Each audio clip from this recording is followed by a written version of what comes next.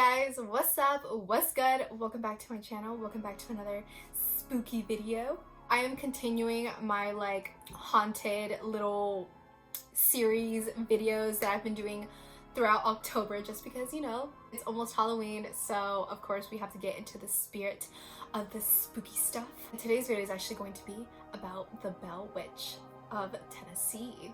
So if you guys like creepy videos like this about ghosts and the paranormal and witches and things that go bump in the night, definitely subscribe down below and hit the little bell button so that you guys get notified whenever I post a new video. And make sure that you guys follow me on Twitter and on Instagram. It is always down below in the description bar so that when I'm not here posting, you guys can follow me on my social medias and, I don't know, say what's up, you know? So let's go ahead and get started with the haunting of the Bell Witch.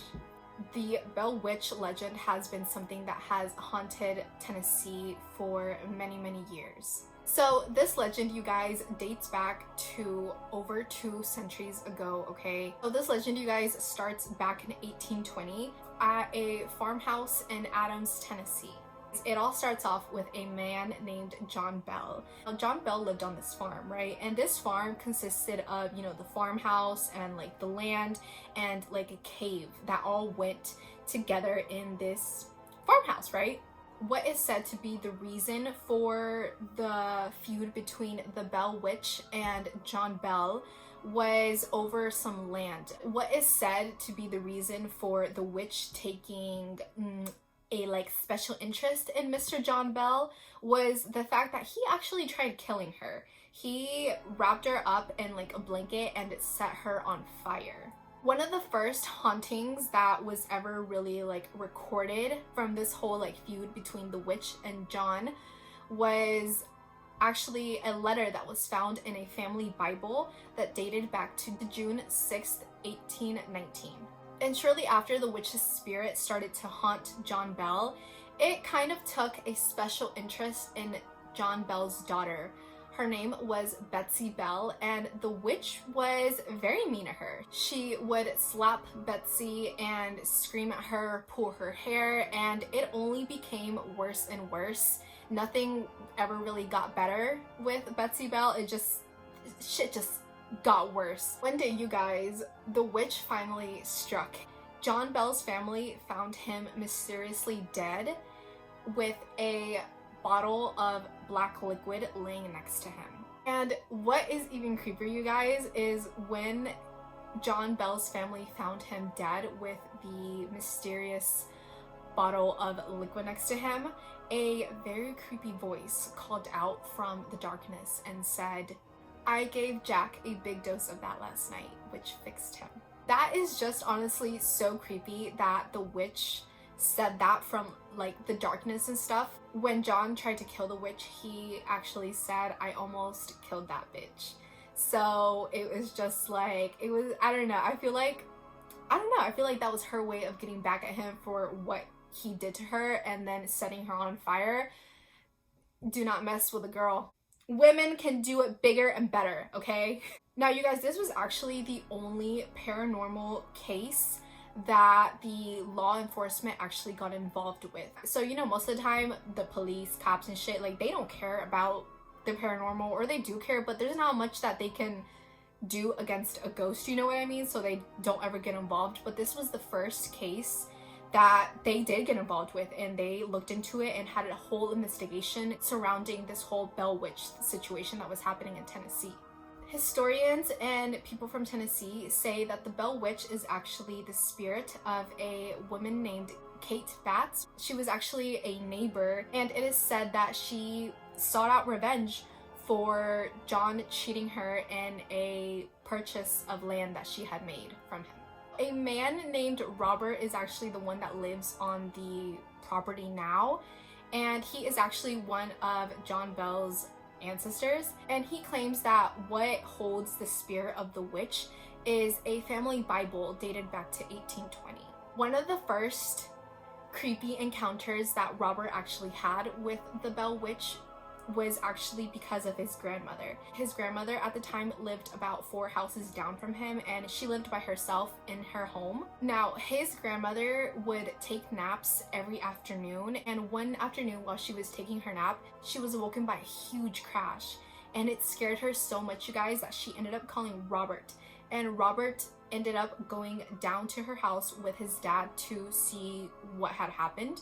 Robert at the time was actually 7 years old. So this means that he was a kid, okay? There was not much that he could have done, but he definitely remembers this very vividly. Robert says that he remembers walking in and just seeing dishes everywhere. There was a pantry that was built into the wall between the dining room and the kitchen. Every single dish, you guys, that was inside of this cabinet, so all the china, all her dishes, all her plates, all her, teacups, all her cups, everything like that was just thrown onto the kitchen floor. That was what had woken up his grandmother. And what made it even more creepier, you guys, is that everything, all the dishes, all the cups, all the plates, all the china, everything was perfectly intact. Like nothing was broken, but for some reason everything had just been thrown onto the ground. Now, as I mentioned a little bit earlier, there was a Bible that Robert believed is what held the spirit of the Bell Witch, right? It was dated back to 1820, which was the year that John Bell was killed or died mysteriously. Robert kind of put 2 and 2 together and just did not want to have that Bible anywhere in his home. And his sister actually offered to take the Bible. She said that she would love to have it. And he said, okay, take it, it's yours. After Robert had given his sister the Bible and she had taken it home, he asked to see the Bible again. And when, oh my God, you guys, I just got the chills. And when asked about the Bible, his sister had no recollection of that Bible. She had no idea what he was talking about, had no memory of ever taking the Bible, of ever seeing the Bible, of ever having the Bible in her home. So the Bible's gone, but at least it's not in the farmhouse anymore or anywhere near John Bell's, family or Robert, but it's just vanished. It is said that if you deny the witch or you say that you don't believe in her or whatever the case is, she takes that as a challenge, okay? So, I believe in you, girl. I fuck with you, okay? I got your back. I am not trying to get haunted, okay? An example of her taking this as a challenge, you guys, is with a man named Rick Gregory, and he is a historian. Now, shortly after Rick, denied the witch and basically said that it was all a bunch of bullshit, his wife actually ended up getting 150 tick bites, and his daughter actually ended up getting something called MRSA, and his refrigerator went out. A big tree ended up falling on the road, like going down to the creek where he used to kayak. So it was just a bunch of little things that were kind of pointing towards, bad luck, bad juju, whatever the fuck it was, the Bell Witch. It was just, nothing was kind of going right for him, right? Of course, everybody, was telling him, this is all happening because you said you didn't believe in the Bell Witch. Rick is actually part of a community that hosts an annual Halloween play in Tennessee every year around the Bell Witch and her hauntings and stuff like that. It is said that even during the show, you guys, a lot of paranormal things will happen.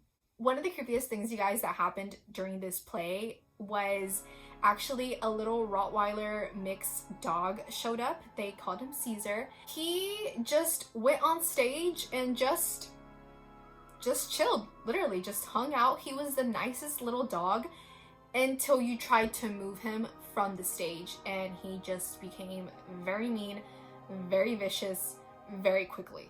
People just started working around him in the play. They literally left him alone and let him do whatever the hell he wanted on stage, and people just worked around him.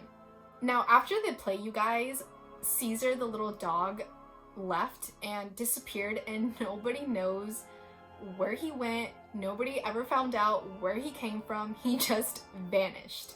That is said to be one of the spirits spookiest traits is the power that she has to shapeshift into different things. Robert used to actually say that if the spirit wanted to, it could touch you. If the spirit wanted to, it could talk to you. And only if the spirit wanted to, you could talk and touch it. So it was all about what the spirit of the Bell Witch wanted to happen, basically. She is in control. She is the boss. Now, you guys, there's actually a movie based around this whole Bell Witch situation. I have not watched it just because I don't have anywhere to watch it on, to be honest. But there are a few episodes, like a little series, little videos on YouTube. If you guys want to watch it, just search up like Legend of Bell Witch and a bunch of things will pop up just exploring the cave. You guys can see it better. I actually found 2 clips online of what sounds like to be the witch speaking, so I'll include them now.